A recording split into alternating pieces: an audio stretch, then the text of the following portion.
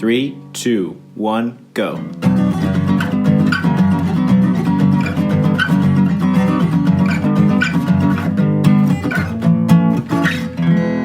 Welcome to Grounds After Rounds. Cool. So we'll do the official countdown. 3, 5, 4, 3. I was Wayne's World. Okay, good. See me nodding? Did you see me nodding with it? You're like, you're nodding. Yes. I was like, if we have to do it again, I'll mouth. Guys, you're mouthing. Oh, yeah, you're nodding. Let's do it again. Ready? 5, 4, 3. Okay, good. We're in. Grounds After Rounds. This is episode 151, I think. 152, maybe. It's good. I can't remember which one we're on. But yeah, we've been doing this a long time. That's a nice run. I'm trying to think. Yeah, I'm trying to pull it up. See, like, it doesn't even show up on my. Look at all. Just talking about podcasts. Like, here's all the ones I have to listen to. I haven't listened to these ones. Haven't listened to these ones. Haven't listened to any of these ones yet. Haven't listened to any of these ones yet. The amount that's on there is giving me a little bit of anxiety. Oh yeah, does my phone bother you? All those red dots. It does bother me. There you go, world. The red dots of Eric is great for the listeners, the people listening on their iTunes. What's the email count at? That's the worst one. So I have 3 email accounts linked to that, and one of them is straight junk, and so that's the bulk of them. 27,000? Is that what that says? Yeah. So I basically have like 2 junk mails. So here's one that's got 21,900 in it. And here's another one that has 16,000 in it. I would just have to turn the notifications off. Well, it doesn't ping at me. It just leaves the red dots. I know. I can't handle it. You'll be okay. I'm going to leave this just here for you so the whole time. So you can watch the red dots and just watch them keep like 21, 22, 16,973. So yeah, cool. Awesome. This week here with Daniel J. Lundholm, if J is your middle name. It is. Oh, it is. Is it? I'm really good at guessing these. James. Negative. Jonathan. Jamiroquai. You're out. Jones. Joseph. Oh, of course. Jamiroquai was the closest. I thought so. What was the name of an apostle? Like Joseph. Joseph was Jesus' dad. Yes. Is that who you're named after? Jesus' dad? Wait, my first name is Daniel. No, your middle name.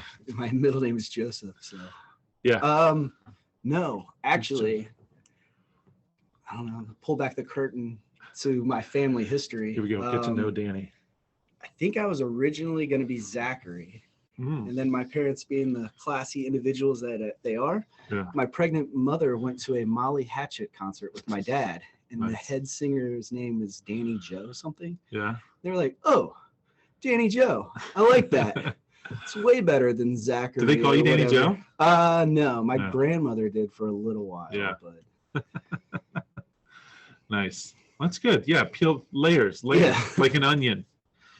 Like an onion. Cool. But yeah, Danny. So some of you guys have seen him in the gym, maybe working out. Some of you may have seen him coaching the beasts. Some of you may have him coaching your beasts. And I can tell you that he has probably touched your kids, but they have touched him as well. Here. Did I say that right? yes. Good? Yes.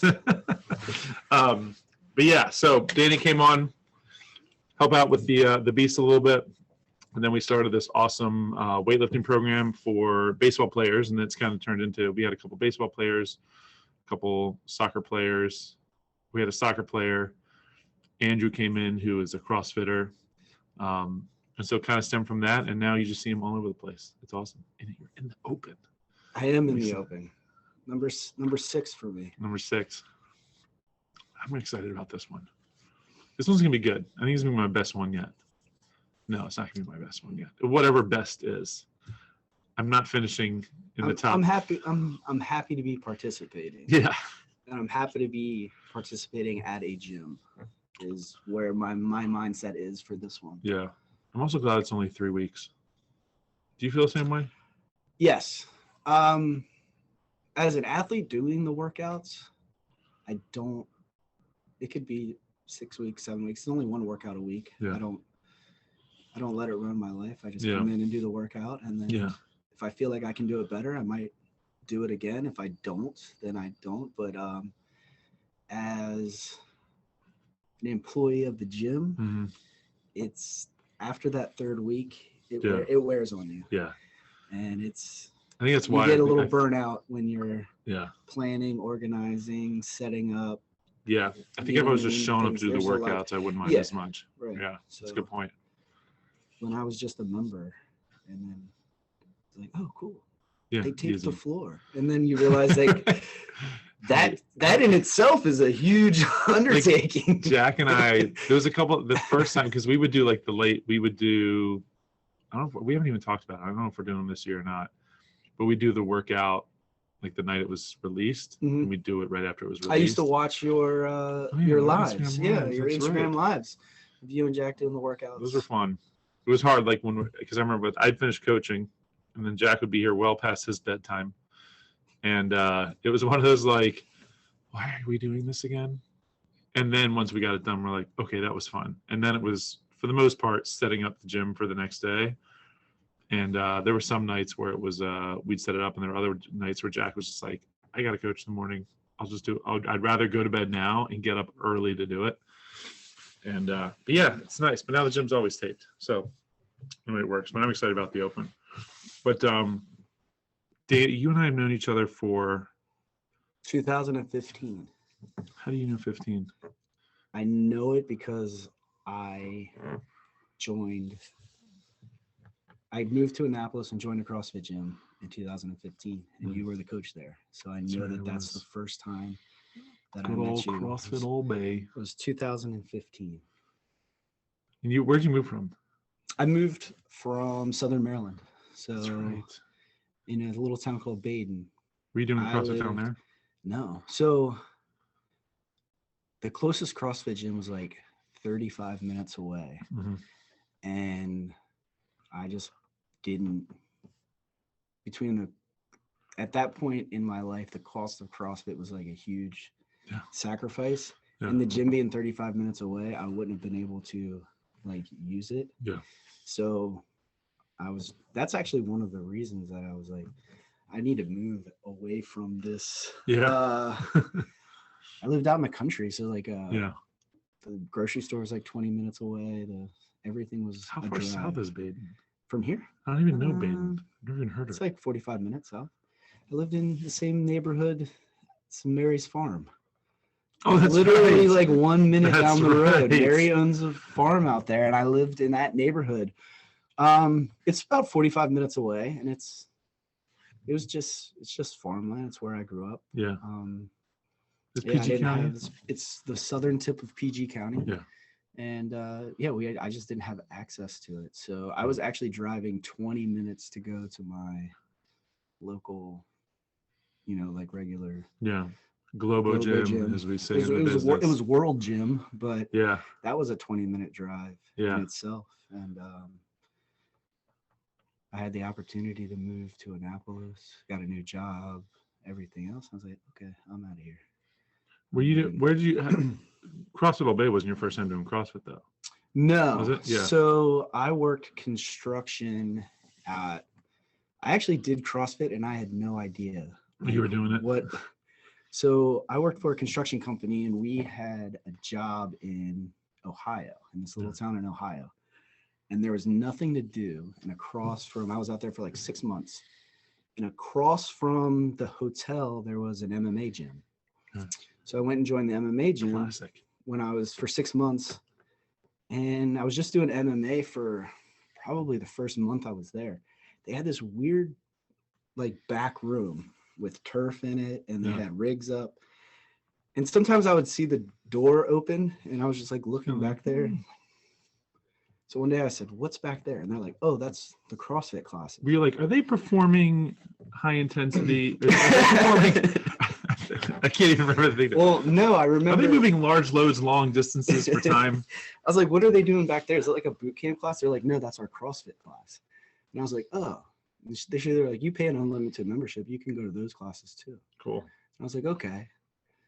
And I remember we had a sparring day, and I just got rocked so bad, like terrible.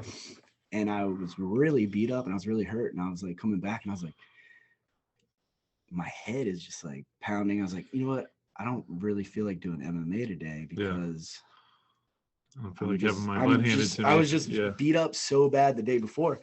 And I went back into the room and I was like, what's going on here? It was sled pulls and tire flips. That's fun. All day long. And so I did some that. Good grunt work. Yeah, I did that. And so for the next, like, I don't know, 5 months, I would do like 2 MMA classes a week and 2 CrossFit classes a week.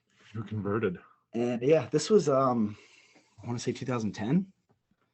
And gosh, yeah. Yeah, so this was 2010, it was really early on. And then I remember one late night I was watching ESPN in 2012 and the CrossFit Games came on. And I was like looking, I said, oh, that's what I did. That's what I did in Ohio. What is going on? And I stayed up. It was like 1 o'clock in the morning and I was up till 3 a.m. watching the 2012 CrossFit Games on ESPN.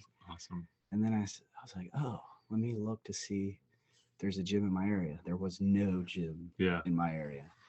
And then that just kind of went through around 2000, and that was 2012. Then a gym opened up like 35 minutes away, and that was still too far. Yeah. And then finally, when I moved to Annapolis, Old Bay was right there. Old Bay was right there, and I had this weird conversation with my mom, and she was like, "Well, you make time, and you make time for the things that you want to do." Yeah. And she's like, "And you budget for the things that you want to do." Yeah. And you know what? You're right. Damn, so smart.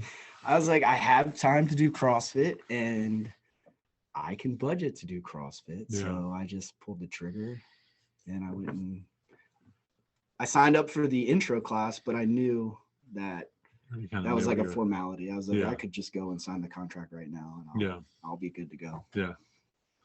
That's cool. I remember same thing. Like I remember when I first did CrossFit and Ellen told me the price. Well, I had an idea because I had tried to do it like a year before and I heard the price. I was like, oh man, that's expensive. And then when Old Bay opened up right across the street from when I was working for my dad, same thing. I was like, oh God, it's still like, because I think it was like 150, 175 bucks somewhere in there. Yeah. And I remember like going, I was like, well, I really want to do this. Like, what could I cut out? And I literally just like went to my bank account. I was like, oh, McDonald's. I was like, well, that goes. I just found myself a gym membership. So it works out. But yeah, that's awesome. I didn't realize that that's how you started. Well, did you have your level? When did you get your level 1? Did you have your level 1 when you got to Old Bay? No. So 2015, I officially joined. Because I remember you like interned under me. I did intern under you for like 6 months. I just don't remember you actually going to get your level 1. He does have it. I've seen it. Right. I got my level 1 probably 9 or 10 months into CrossFit. Yeah. And then I immediately started. Do you remember do you remember the seminar staff at all? I can remember that it was it was historical because I had the first all-female, 100% female level 1 staff. There you go. I don't remember everybody who was there. I remember Melody. She owns CrossFit MPH in DC. She was there. Yeah. And man, she's got ties to like every coach here. Oh, does she? Yeah, I had her for my level 2 and when I retook my level 1. Who else had her? I think when Ellie got her level, I mean Ellie's not here anymore, but Ellie when she got hers, I think Melody was there. I think Melody was at Mary's when she got her level 1. So I think she's like one of the main that does this area. Yeah. Well, I remember her because I just feel like she had the biggest impact on me. Like when we broke off into the small groups and she was doing her teaching, I think I just she was the most helpful to me. She's right. Just whatever she does, just like sticks with you. Right. And then like she's like very like as an instructor, she just I don't know the way she gives you the information, it just sticks. Right. So I remember that, and one of the other coaches participated in the first CrossFit Games. She's the one who sliced her hand open on when you had the sledgehammer onto the railroad tie. The rebar or whatever. Yes, she sliced her hand open on that, right. and I can't remember her name. Who was that? And then the owner, I believe the owner of Titan CrossFit in Northern Virginia was there as well. She was one of the. I don't know. I remember. It's funny. I always remember Melody. I remember when I had my CrossFit Kids cert, I had John Brown, who I think he was like the head judge at like the games back at the ranch. But I remember like I took him with the CrossFit Kids. And he was amazing with the CrossFit Kids program. And then he pops up in Every Second Counts for like a minute. And like strict, like firm, like I wish I could even remember, but I remember seeing like when he was talking to the judges beforehand, basically like you don't let them go through. And maybe it was like when they were bouncing the bar and the clean and jerks or whatever. And I forget what it was, but I remember seeing, was like, oh my God, I remember him. Wow, he seemed really mean there compared to like, this is the guy that ran the kids, like the kids cert. And then I had Matt Chan when I took my first level 1. Matt and Jerry Chan were both there. And that always stuck. And so then my CrossFit crush was Matt Chan for the longest time. You thought I was going to say Cherry. Matt Chan was my CrossFit crush for. I can see that. Yeah. He was just so like, I don't know, I could listen to him talk all day, which is good because he likes to talk. But yeah, so many great coaches. That's what those seminars are so much fun. Bad fun. So fast forward a couple years. You and I are coaching in Old Bay. Old Bay turns into TrueCore. I open up a gym. You're at TrueCore for a little while. You leave for a little while. I'm starting this baseball program, and I'm like, well, I want to do this weightlifting thing. And I am from the school of Alex Lee, weightlifting. And I knew that I wanted to do this thing, but I couldn't do it by myself. And so I know I hit you up and said, hey, is there something you think you want to help me out with? Because this would be awesome because you know what I do. You and I are on the same page when it comes to weightlifting. And then I think you had told me that you had worked with teams and stuff a little bit too. When you were at TrueCore? Yeah, I would fill in for the like teens classes when the coaches weren't there. Yeah. But I wasn't coaching at all, and I was really bored. And I remember I was looking at the USA weightlifting cert. Yeah. And I had no reason to take it, but I wanted to take it. Yeah. And I was thinking, you know what, I'm just going to sign up. I'm not doing anything. It's a pandemic. Yeah. I have no reason to pay this money and take this course. Yeah. But other than my personal interest, do it. So I'm just going to do it, and I want to do it. And in that time where I was making the decision just out of boredom and my personal interest to take this class, you're like, hey, do you want to help coach weightlifting with me? And I was like, this is exactly what I should be doing. And I said, yes. And I think the day I told you yes is also the day that I, paid and signed up and put my stamp on that class. That's awesome. Well, I remember too, like I was excited because I knew in particular we were starting it for baseball players. And I was like, because I think I asked you, I was like, I knew you played baseball. And you're like, yeah, I was pretty good. And then like hearing you and Gus talk back with us, like, oh, Danny, like he made a nice little name for himself back in the day playing baseball. I was adjacent to the guys that made the name for themselves. Like guilty by association. Yeah. We'll take it. So I was good enough to stand there with them, but you know what I mean? Like that's kind of my career. I was like, it's good enough to be in the pictures, but never really stood out. Whenever my brother talks about when we played basketball in high school, and they would ask Steven, like, so they're like, I think they asked, like, so you play basketball for the high school team? He goes, well, I'm on the team. Yeah. I'm on the team. It's like, here's the team. It's like, here's the coaches over here. If you're looking at the bench, here's the team. Here's the dude with Down syndrome that's also the team manager. Here's the water cooler that he uses to get everyone the water. And then there's me. He goes, that's what's my spot on the bench.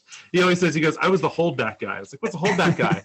He's like, have you ever watched like March Madness? Whenever, or any like college basketball game, someone hits a buzzer beater, but there's still a little time left on the clock, and everyone on the bench is jumping up and down. There's always one guy like holding everyone back. That was Steven. Yeah. Just watch every time. It's like Steven, he was like, I was the holdback guy.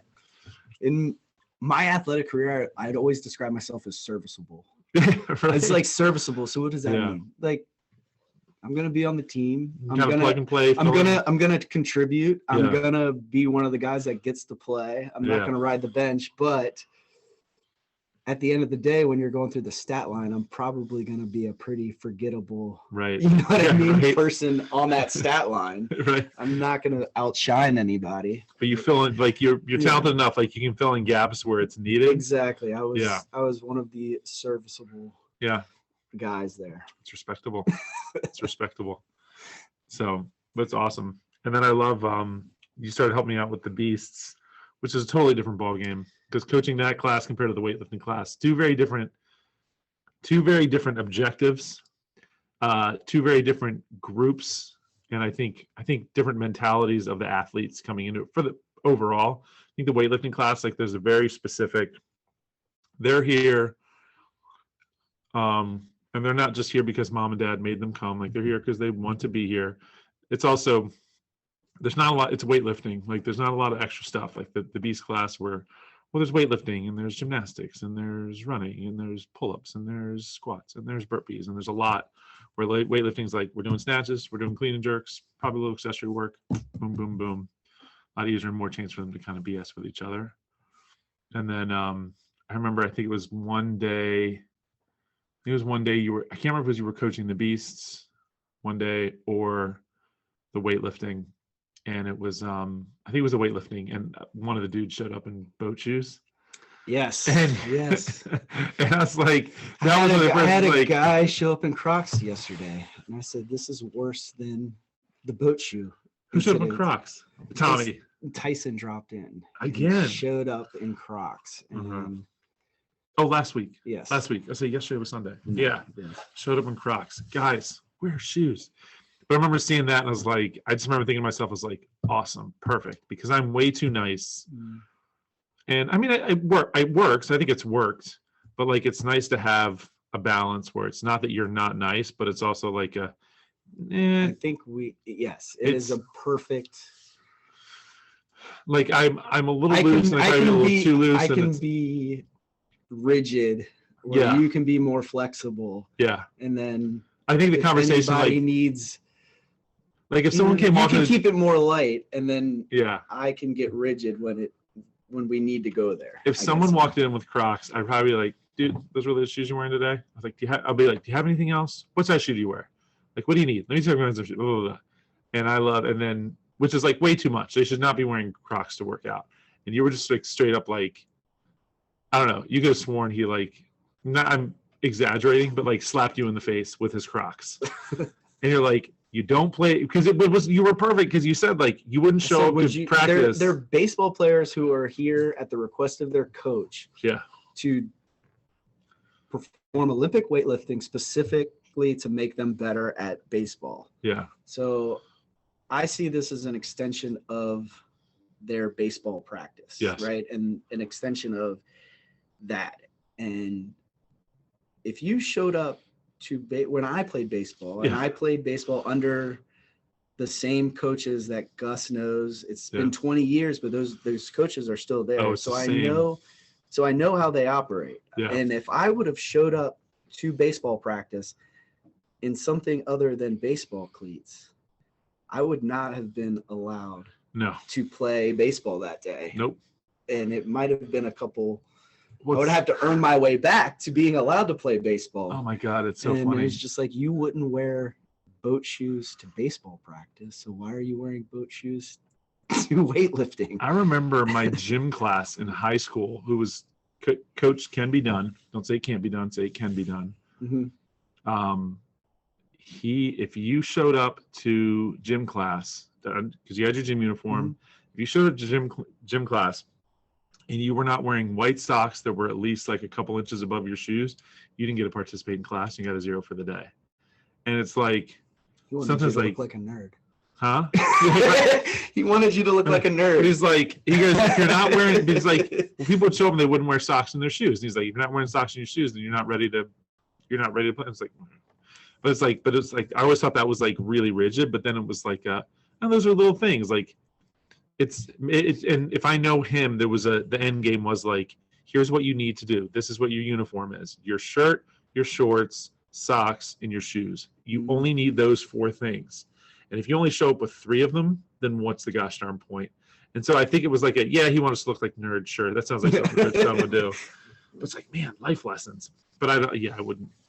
But well, and this baseball player also showed up numerous times in the proper attire. He just decided that day, I'm gonna wear some Sperry's. Yeah, that's right. So anyway, kids, they're a different animal. I was actually most nervous about coaching the beasts. Yeah. Then said, the weightlifting baseball players. Yeah. I could do that in my sleep. It's also it's the group teenagers class. Yeah. It was like, are they gonna be mean to me? Are they gonna care what I say? Are they gonna even think that I'm cool? At the end of so much going through my mind. Like, what?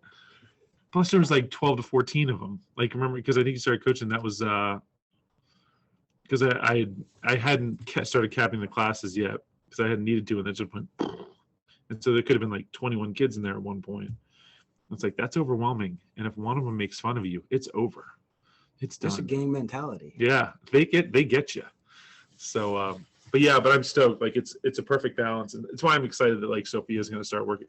Like, I'm excited that Sophia wants to start coaching, but I also think like I don't know if Sophia has a mean bone in her body. I've seen her competitive. I've seen her in like the competitive field get like, but I don't know if it's there in the so you have to carry the brunt of, you have to carry the brunt of being Coach Vinegar. So and just to be clear, I'm not the mean coach. Not a mean coach. We have an hour, we have an agenda, and we need to get that agenda done. Yeah. And we will joke around and have as much fun. Yeah. As the agenda allows. I tell people all the time, we're only here for an hour. Well, I tell people all the time, it's like, if you just do what you're told, like, you're gonna have a good time. It's like my problem is I get roped in.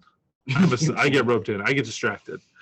But have a good time. But it's been cool. I was stoked when you said yes to weightlifting, and then this, and now you're working out. And like, now you get to work out my class. Now you're doing the open. And now you get to see Rainy. Anyway, it feels like old times. It does. It feels good. We've had that group text going since 2015, where all the coaches, we have a group text going. The bro coaches, and we've had that going since 2015. Mm-hmm. And I kind of felt like it fell apart when one of the coaches moved to California. Ren. Yeah. When he moved to California, it kind of like fell apart. And now that we stayed in touch, but now that I'm back here coaching with you and working out with you, Ren is totally like the glue that holds the group together, right? Without a doubt.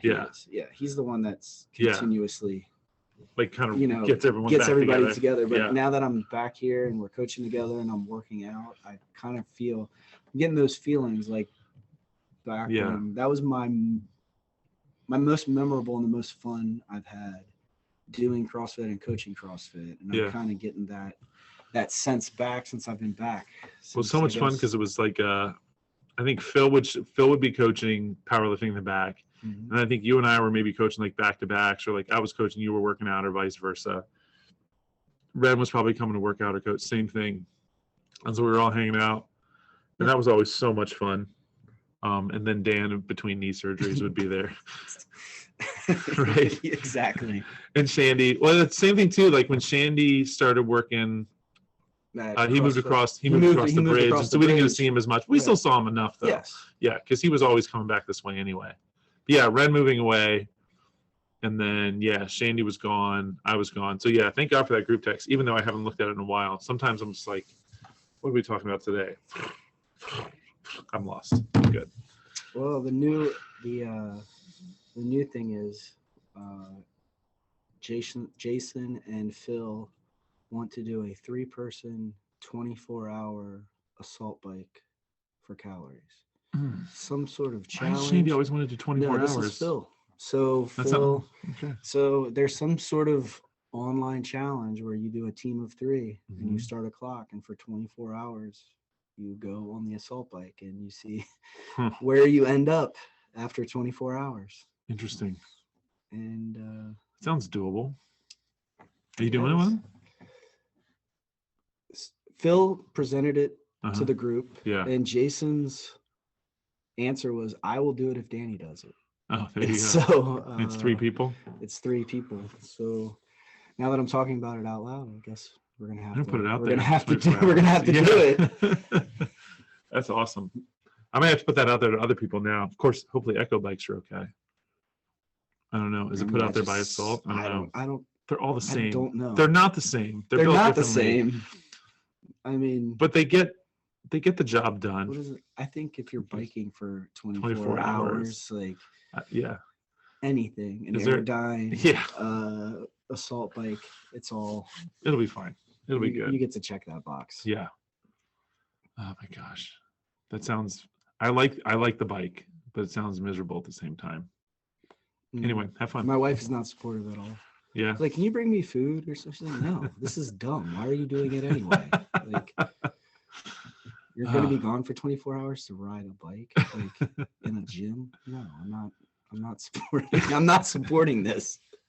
It's funny. I was totally thinking today. I was like, it would be a fun game to do with Danny, and it'd be like if we did like a CrossFit Word Association, but we had to put the bro coaches on. So you, me, Dan, Phil, Ren, Shandy, and I'm just sitting there thinking like CrossFit Word Association. So like when you think of one of those guys, like what comes to your head? And so the first thing I thought was like with Phil was like, oh, easy, wooden nickel snatch, like right out the gate.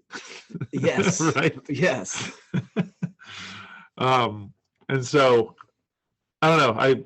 It's been so long since all of us have been together, and so I don't know. So I thought it'd be fun to talk about them, and maybe they'll listen, maybe they won't. I'll put it out there and say, hey guys, we talked about you, so we're not actually like talking about them behind their back. But I immediately think of Phil and wooden nickel snatches. So if you had to think of something for like Ren, what would it be for Ren? Petty. Petty. I was gonna say my wife's fitter than me, but I feel like it is. So Ren. Petty.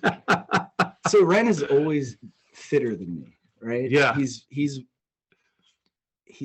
a very fit guy. Yeah. He's very good at CrossFit. Even when he's not fit, he's still freaking fit. And he would get so petty because there are workouts that I can beat him in, and that I have beaten him in. Mm-hmm.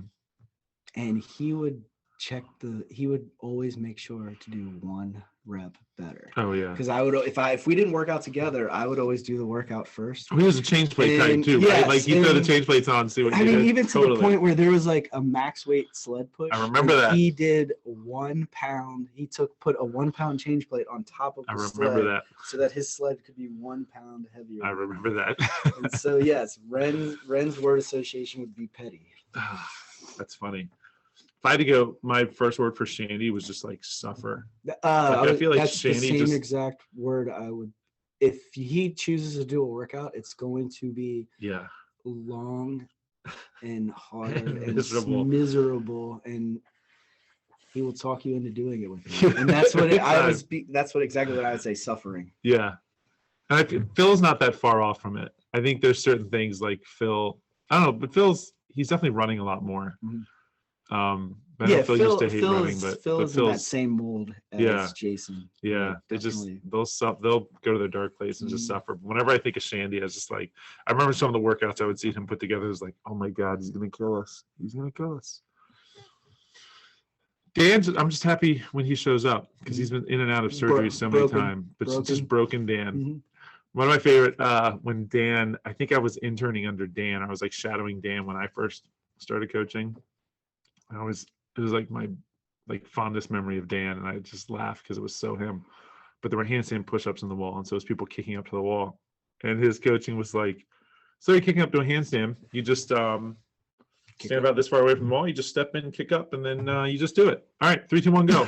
And that was it. And I'm like, so step up to wall, 3, 2, 1, got it. All right, cool. How many people's heads bonked into the wall at that point? It's so funny. And it was like the 9:30 class too, right? So my god, but just damn. But I always just remember that. I was like, okay, cool. Kick up to wall. That's how you do handstand. Okay, cool. Easy enough. Easy. God, so fun. Yeah. Anyway, cool. Trip down memory lane, bro coaches. We're getting all back here. Eventually, Ren has to come back to the area at some point. Dan's, I don't know where, Virginia now? No, somewhere like north of Baltimore. I can't remember the name. Is it of Baltimore? the town. Yeah, and fills around. Cool. Awesome. Yeah, it was fun. Like I said, it was a quick one because speaking of baseball kids, we're going to be coaching those suckers week 3 of this session. More snatches and clean and jerks.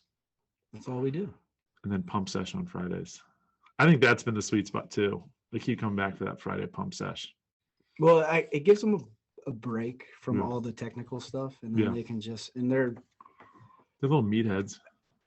What do teenage boys want to do in the weight room? They want to bench press and curl. Yeah. That's all they ever want to do. That's all. If you give them free time, that's what they're going to choose to do. So we can let them have a little fun. Yeah. They can work their glamour muscles a little bit, and you know what I mean? So there's benefits to it. There's benefits to it. If they got nothing out of doing this weightlifting all like fall and winter going into baseball season, like if they got nothing out of it, at least they're gonna look better in their uniforms. Right. Like their sleeves are gonna feel a little bit tighter, and right. They're gonna look like better athletes. Right. Exactly. If they're better athletes, well, yet to be determined. To be determined. I feel like they're gonna look better. I mean, we can say I showed you that video of Liam and Alec the other day. I thought that video was like 3 years old. 3 years old. Yeah. And you told me it was 1 year. It was 1 year to the date. And they looked like little kids. Yeah. It looked like the difference between a 10-year-old and a 16-year-old. Totally. In 1 year. Yeah. So it's wild. Cool. All right. Gratitude. You have gratitude? What are you feeling? To be honest with you, it was just Valentine's Day. Yeah. So I think I'm most grateful for my wife. Yeah. You'll see her around the gym. She's a good one. Yeah, she is more of like a partner for me than like, oh, that's my wife or whatever. Like it's just like your best bud. Yeah, we work out together, we do this together, we travel together. She's partner in crime. Yeah. Within the limits. She's good people. She's good. And I like the fact that we just have a really awesome relationship, and she's pretty much up for anything, but then she's really good at I have an idea, I want to do this, and she will say, that's something you go do with your friends and have fun doing that. And I will not put a limit on what you want to do, but I'm not going to do that. Right. And I'm like, okay, that's cool. Cool. Sounds good. And that's the same thing with her. She's like, hey, I want to do this. And I'm like, you know what? You go have fun. I'm going to sit out the Taylor Swift concert. You have fun. I'll gladly support your endeavor, but oh God. Yeah, she's awesome. I'm glad to see her back in here too. I'm glad to see she's doing the open. She's so strong. She is. She is strong. She is very strong. At this point, I might be embarrassed to say, like our since quarantine, I would imagine our deadlifts are relatively close. Too similar. Yeah. Our deadlifts are too similar to even disparage. I can't tell the difference between the two of them. Oh God, I tell people this all the time. There was this one time we were doing overhead squats in the gym. It was like 5x3 or something like that. And overhead squats have been like, I enjoy them now that I can actually do more than a PVC pipe / empty barbell. And I remember I had done like 3 at 95, which just felt like lifting the world to me. But I was so excited, like 3 at 95, amazing. And I look right over, and Meg had just done 3 for like 115, 125, and they looked so good. And I was like, damn. And I was like, I'm not embarrassed. I'm just like, damn. Like, but even so, to like, I guess to save some of your face or embarrassment, like, oh, there's some mobility issues. Totally. There's no strength. There's like strength. This is a deadlift. This is just picking something up off the ground. Well, this was then one day we were taking Doug's, we were doing Doug's class, and we were like deadlifting or something, and I was warming up, and I think I had like 185 or something. Like I was in my warm up sets. Let me make this very clear. It was like 185, 205 or something like that.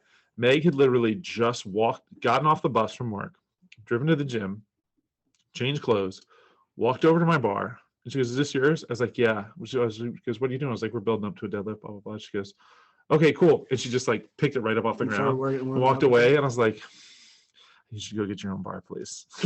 Let's go get your own bar. Go on. So, yeah, these ladies have raw strength. It's pretty cool. Yeah, I think I'm gonna say with Valentine's Day, I'm gonna do the same thing. Yay, wives, they're amazing. I will say, and it was just fun to. I don't know. We didn't really do anything special. We actually watched. She loves that show Outlander. Have you ever watched that? I watched the first couple seasons. Rainey finished it off without me. My wife is a huge fan of that. Yeah, Sam Hegan. Yeah. And she, he does CrossFit. He does. That's right. He does CrossFit. Oh, I forgot about that. The star of Outlander does CrossFit. He's a handsome fella, but he and another guy from the show just started this little series called. It's basically like road tripping across Scotland. Okay. Men in Kilts, a road trip with Sam and Graham, and it just aired yesterday. And so Meg really wanted to watch this show. And they go around They went to a distillery. They went to a couple restaurants in Scotland and then this distillery. And that was the episode. But she just really wanted to watch that. And they did a live show earlier in the day where they made this almost like this whiskey pudding. And it was just, they did an Instagram live. Meg went back and watched it, and made the whiskey pudding. And then we had this pudding and watched that show.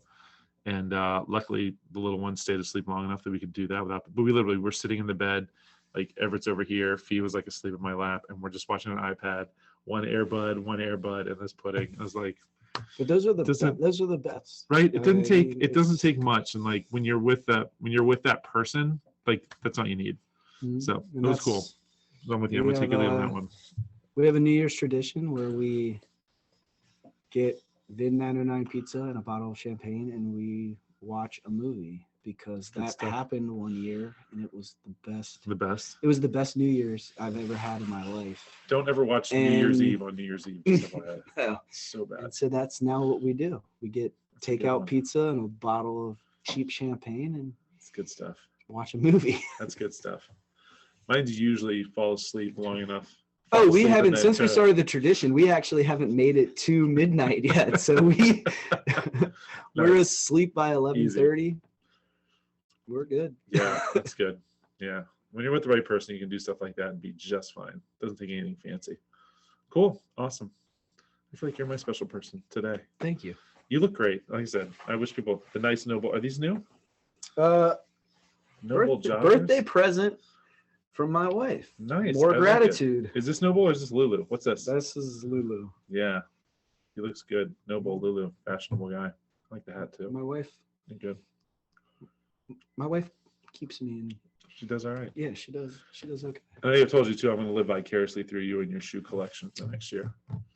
No new shoes for me for 2021. That's my goal. I can't make that promise. No, I'm not, that's what I said. I just buy all the shoes you need to, and I'm just going to look at them and feel them and tell me how they feel. I need that from you. That's an issue I have that I'm not ready to confront. Yeah. So my wife made a rule that every 3 pairs of shoes that I buy, I have to buy her one. That's fair enough. And that's what we're going. That's what we're going with. Keep it up. It's a good deal. Mm-hmm. Yeah. Awesome. All right, cool. Grounds after rounds. See you on the creek. That's what we finish off. Say it. Ready? 3, 2, 1. See you on the creek. No, hold on. We'll do it together. Ready? 3, 2, 1. See you on the creek. There was. Awesome.